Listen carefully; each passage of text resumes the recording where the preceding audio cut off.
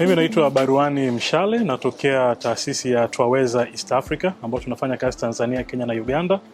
Na nafasi yangu pale ni mkurugenzi wa idara ya Learning and Strategy.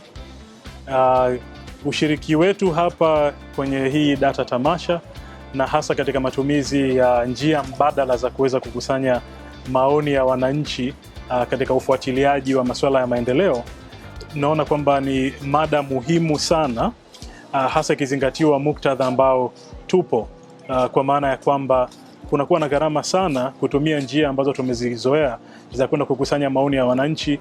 Inaweza ikachukua muda sana. Kwa hiyo tunapotumia njia mbadala, kwa mfano kuwapigia simu, ambacho ndio kitu ambacho tunajadili katika panel yetu, naona kwamba ni kitu ambacho kitawezesha kuwa na takwimu za haraka, takwimu ambazo ni nzuri na zikaweza kutufahamisha nini kinaendelea, wapi kuna mapungufu, na kuweza kuboresha, na ni kwa gharama nafuu zaidi. Kwa hiyo nadhani huu mjadala kwa kweli ni mjadala ambao ni wakati mwafaka sana kuwa nao, kuweza kuangalia njia mbadala za kuweza kukusanya takwimu za ufuatiliaji kama vile kutumia simu. Kuwa na tukio kama data Tamasha ni fursa muhimu ya kuweza kuwaleta wadau mbalimbali, kuweza kujadiliana kuhusiana na masuala ya takwimu, kuweza kujua tuko wapi katika ukusanyaji wa takwimu, kuna njia gani za kukusanya takwimu, tunazitumia kwa kiasi gani hizo takwimu, lakini pia kuweza kufahamiana kama wadau na kuweza kujua nani anafanya nini, ili tusijikute kwamba tunatumia rasilimali zetu kurudia kitu ambacho mwingine ameshakifanya.